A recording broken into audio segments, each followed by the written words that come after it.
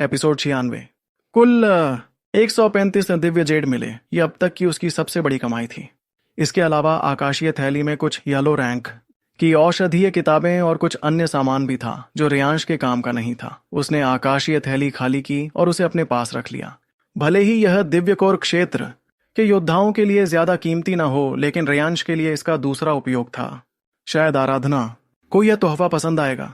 लड़कियों के पास बहुत सारा सामान होता है और इसके बिना उन्हें वाकई परेशानी होती होगी।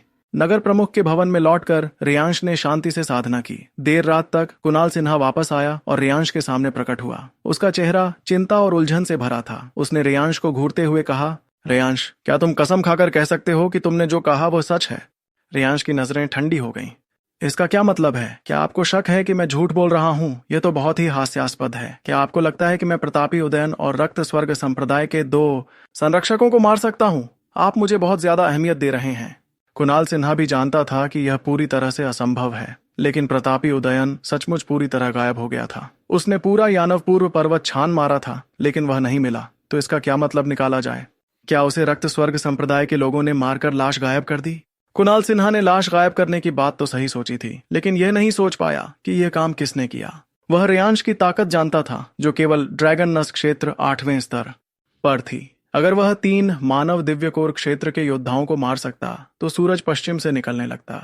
तुम सच बोल रहे हो या झूठ? जोशी परिवार लौटकर सच सामने आ ही जाएगा। कार्यकारी अधिकारी कल्पना चौधरी के सामने झूठ बोलने की हिम्मत कोई नहीं करता। अगर तुमने मुझसे झूठ बोला है तो सजा भुगतने के लिए तैयार रहना। 3 दिन बाद अगर प्रतापी उदयन वापस नहीं आया तो हम जोशी परिवार लौट जाएंगे। इतना कहकर कुणाल सिन्हा चला गया। उसकी बातों ने रियांश को थोड़ा डरा दिया था। कल्पना चौधरी जैसी औरत का मुकाबला वह अभी नहीं कर सकता था और उसके आदेशों का पालन करते हुए उससे कैसे निपटेगा यह उसे समझ नहीं आ रहा था। उस बदबूदार औरत से डरने की क्या जरूरत है? बस 2 और आत्मा पोषण फल मिल जाएं तो अपनी पूरी ताकत से मैं उसकी जान ले सकती हूँ। हाँ, कल्पना चौधरी ने कभी रियांश को रिझाने की कोशिश की थी, इसलिए साक्षी उससे बहुत नफरत करती थी। मेरे पास अभी जितने दिव्य जेड हैं उनसे बस 1 और आत्मा पोषण फल ही खरीदा जा सकता है। 3 दिन जल्दी ही बीत गए। इस दिन रियांश और कुणाल सिन्हा ने यानरो नगर के लोगों की विदाई के बीच शहर छोड़ दिया और जोशी परिवार की ओर वापसी की यात्रा शुरू की। रियांश को अभी पता नहीं था कि आगे कौन सा तूफान उसका इंतजार कर रहा है। लिफिंग शेनपेंग पर जाते समय और लौटते समय मन की स्थिति लगभग एक जैसी ही थी। जाते समय कम ताकत होने की वजह से रियांश को नहीं पता था कि प्रतापी उदयन के जानलेवा इरादों का सामना कैसे किया जाए, और अब लौटते समय भी कम ताकत होने की वजह से उसे नहीं पता था कि कल्पना चौधरी जैसी औरत से कैसे निपटा जाए। इस यात्रा के दौरान इतनी बड़ी घटना हो गई थी कि कुणाल सिन्हा भी अंदर से घबराया हुआ था। वह बस इतना ही कर सकता था कि सब कुछ कार्यकारी अधिकारी पर छोड़ दे। जल्दी ही लिफेंग शेनपेंग सूर्यकांत जिले में दाखिल हो गया। जोशी नगर के ऊपर उड़ता हुआ वह हरित सूर्य सभा के हरित विलो निवास के पिछले आंगन में उतरा। गणन श्रीवास्तव वहां पहले से ही इंतजार कर रहा था। यानरो नगर की घटनाओं की खबर पहले ही हरित विलो निवास में पहुंच चुकी थी, इसलिए गणन श्रीवास्तव जानता था कि लौटने वालों में रियांश तो है, लेकिन प्रतापी उदयन नहीं। इस लड़के के चेहरे पर सुकून देखकर गणन श्रीवास्तव ने मन ही मन उसकी तारीफ की, लेकिन साथ ही उसके लिए चिंतित भी हुआ। उसने सीधे रियांश से कहा, सफर की थकान होगी, तुम भी थक गए होंगे, तुम अपने कमरे में जाओ, अगर कोई काम हुआ तो मैं तुम्हें बता दूंगा।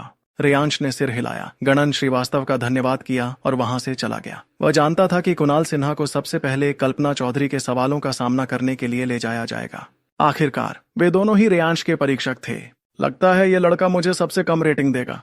रियांश के लिए इन बातों का कोई मतलब नहीं था। अगर उसमें सच में प्रतिभा है तो आगे की लड़ाइयों में वह खुद ब खुद दिख जाएगी। रेटिंग के चक्कर में खुद को बांधने की जरूरत नहीं थी। अपने कमरे में लौटकर रियांश ने अपना सामान व्यवस्थित किया। अचानक उसकी नजर अपनी पहचान जेड पट्टिका पर पड़ी। उसे स्कैन करने पर पता चला कि उसके योगदान अंक अब 30 हो गए हैं। बस एक मिशन पूरा किया और 30 योगदान अंक मिल गए। पता नहीं जोशी परिवार में चीजों की कीमत इन अंकों में कितनी होती है। उम्मीद है ये दिव्य जेड से ज्यादा काम आएंगे। साक्षी के साथ हंसी मजाक करते हुए समय जल्दी बीत गया। जब रात गहराने लगी और रियांश साधना करने की तैयारी कर रहा था, तभी साक्षी ने मुंह फुला लिया और गुस्से से बोली, वह बदबूदार औरत फिर से तुम्हें ढूंढने आ रही है। कल्पना चौधरी? रियांश खड़ा हो गया। आखिरकार उसे इस औरत का सामना करना ही था। उसके लिए यह भी किसी लड़ाई से कम नहीं था। जरा सी भी चूक हुई तो शायद वह इस औरत के हाथों मारा जाएगा। साक्षी को अपनी तलवार में वापस भेजने के बाद रियांश ने दरवाजा खोला, लेकिन दरवाजा खुलते ही एक जानलेवा हमला सीधे उसके गले की ओर लपका। रियांश को यकीन था कि अगर उसने पूरी ताकत से बचाव नहीं किया तो वह यहीं मारा जाएगा। ये औरत जाहिर तौर पर मेरी ताकत आजमाना चाहती है, लेकिन इतना क्रूर हमला। अगर मैं अभी भी ड्रैगन नस्क क्षेत्र 8वें स्तर पर होता तो पक्का इसके हाथों मारा जाता। उसी पल रेयांश का चेहरा बदल गया। उसने अपनी मानव दिव्य कोर क्षेत्र की चेतना शक्ति को विस्फोट की तरह बाहर निकाला। तब जाकर वह कल्पना चौधरी के अचानक हमले को रोक पाया, लेकिन इस टक्कर से उसका खून उबलने लगा और वह कई कदम पीछे हट गया। उसके पीछे हटते समय कल्पना चौधरी बड़े आराम से कमरे में दाखिल हुई। वह एक मादक मुस्कान के साथ सीधे रेयांश को देख रही थी और उसने धीरे से दरवाजा बंद कर दिया। तो तुम सच में मानव दिव्य कोर क्षेत्र में पहुंच गए हो। जैसे अभी कुछ हुआ ही ना हो, उसका चेहरा आड़ू के फूल जैसा गुलाबी था। अपनी दिलकश अदाओं के साथ इठलाती हुई वह रेयांश के करीब आ गई। उसके शरीर से आती खुशबू ने रेयांश को घेर लिया। उसने अपनी जीभ से अपने लाल होठों को चाटा और रेयांश को एक उत्तेजक नजर से देखा, जैसे कह रही हो, जल्दी आओ, मुझे ले लो। लेकिन रेयांश उसके मोहपाश में नहीं फंसा। वह इस औरत के हथकंडों को अच्छे से जानता था। अगर वह उसके जाल में फंसा तो उसे पता भी नहीं चलेगा कि वह कब और कैसे मारा गया। रेयांश के रोंगटे खड़े हो गए। वह कुछ कदम पीछे हटा और ठंडी नजरों से कल्पना चौधरी को देखने लगा। पता नहीं कार्यकारी अधिकारी मिस कल्पना मुझे ढूंढने किस लिए आई हैं। रेयांश की यह हालत देखकर कल्पना चौधरी मन ही मन मुस्कुराई, लेकिन जुबान से मादक स्वर में बोली, तुम ही बताओ, रात का समय है, एक अकेला लड़का और एक अकेली लड़की एक कमरे में है, आग और चिंगारी, और क्या हो सकता है। उसकी कामुक अदाओं ने रेयांश के अंदर भी हलचल पैदा कर दी, लेकिन वह जानता था कि यह शक्तिशाली कार्यकारी अधिकारी ऐसी औरत है जिसे सिर्फ देखा जा सकता है, छूना मौत को दावत देना है। कार्यकारी अधिकारी, कृपया अपनी मर्यादा का ध्यान रखें। रेयांश ने एक शरीफ इंसान होने का नाटक किया। रेयांश की घबराहट और खुद को संभालने की कोशिश देखकर कल्पना चौधरी खिलखिलाकर हंस पड़ी। उसकी हंसी से उसका पूरा शरीर कांपने लगा और उसकी छाती के उभार रेयांश की आंखों के सामने हिलने लगे, जिससे रेयांश की नजरें चकाचौंध हो गईं। अचानक उसकी हंसी रुक गई और वह एक अजीब मुस्कान के साथ रेयांश को देखते हुए बोली, तुम सच में प्रतापी उदयन को मार सकते हो, यह कोई छोटी बात नहीं है। कल्पना चौधरी के अचानक ये कहने से रेयांश भी चौंक गया, लेकिन ये देखकर कि वह ज्यादा गुस्से में नहीं लग रही है, उसे थोड़ी राहत मिली। सफाई देने की जरूरत नहीं है, मुझे पता है कि प्रतापी उदयन तुम्हारे हाथों मारा गया है। डरो मत, मैं तुम्हें सजा नहीं दूंगी, बल्कि मैं तो तुम्हें शाबाशी दूंगी। इस औरत को समझना वाकई मुश्किल था। अभी पता नहीं था कि हालात क्या हैं, इसलिए रेयांश ने चुप रहना ही बेहतर समझा। खैर, मैं तुम्हें और नहीं छेड़ूंगी। कल्पना चौधरी ने अपने काले पारदर्शी कपड़ों को ठीक करते हुए अपनी बात जारी रखी। कुछ दिनों में हमारे हरित कुल की युवा पीढ़ी के लिए दिव्य मार्शल क्षेत्र में एक सामूहिक परीक्षा होगी। इसमें उन सभी मानव दिव्य कोर क्षेत्र के योद्धाओं को शामिल किया जाएगा जिन्हें 3 स्टार या उससे ऊपर की क्षमता मिली है। तुम अभी अभी मानव दिव्य कोर क्षेत्र में आए हो और तुम्हारी रेटिंग भी ठीक 3 स्टार है, तो तुम इस दिव्य मार्शल क्षेत्र की परीक्षा से बच नहीं सकते। 3 स्टार? इस रेटिंग से रेयांश थोड़ा हैरान था। वह जानता था कि बाहरी सदस्यों की क्षमता रेटिंग में कुल 5 स्तर होते हैं। हरित विलो निवास में 3 स्टार मिलना मतलब भीड़ से अलग होना था। दिव्य मार्शल क्षेत्र। जब रेयांश जोशी परिवार में आया था तो गणन श्रीवास्तव ने उसे बताया था कि यह एक छोटी आकाशीय दुनिया है जिसमें कई राक्षसी जानवर हैं और यह जोशी परिवार के लोगों के लिए परीक्षा स्थल है। उसने सोचा नहीं था कि एक मिशन पूरा करते ही उसे इस परीक्षा में डाल दिया जाएगा। गनीमत थी कि रक्त स्वर्ग संप्रदाय के लोगों को अभी तक नायक कुल के ठिकाने का पता नहीं था और संरक्षक केतन और संरक्षक रमेश की मौत ने उनका ध्यान भटका दिया था, वरना रेयांश को समझ नहीं आता कि वह क्या करता। मेरी मौजूदा ताकत रक्त स्वर्ग संप्रदाय से निपटने के लिए काफी नहीं है। चूंकि दिव्य मार्शल क्षेत्र में भारी मात्रा में दिव्य रैंक के राक्षसी जानवर हैं, तो यह मेरे लिए खुद को निखारने और अपनी ताकत बढ़ाने का सही मौका है।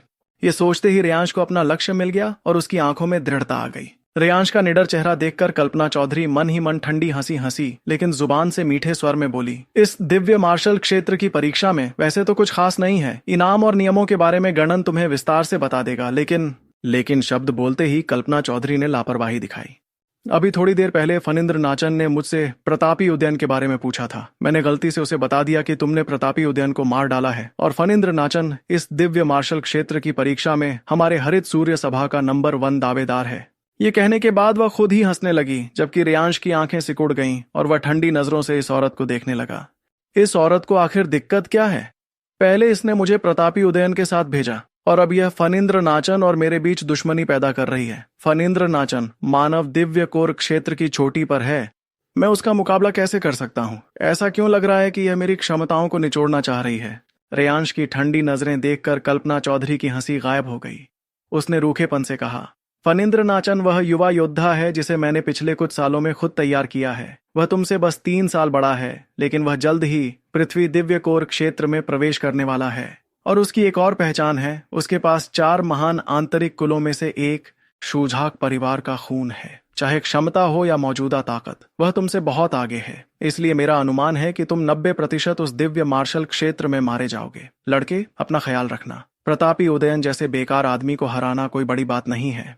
पहले कल्पना चौधरी मजाक के लहजे में बात कर रही थी, लेकिन अब जब वह गंभीरता से बोल रही थी तो उसकी आवाज में रूखापन और आंखों में तिरस्कार रेयांश साफ महसूस कर सकता था। वह लगातार मेरी तारीफ कर रही थी, लेकिन शायद यही मेरा असली सच है उसकी नजरों में। सिर्फ तिरस्कार भरी नजर से रेयांश को देखकर कल्पना चौधरी मुड़ी और चली गई। साधना के रास्ते में व्यक्तिगत मेहनत जरूरी है, लेकिन ब्लड लाइन सबसे महत्वपूर्ण है। तुम रेयांश बस एक साधारण बीस्ट वॉरियर हो। तुमने अभी तक एक दिव्य रैंक की बीस्ट सोल को भी रिफाइन नहीं किया है। तुम शूझाक परिवार के ब्लड लाइन का मुकाबला कैसे कर सकते हो?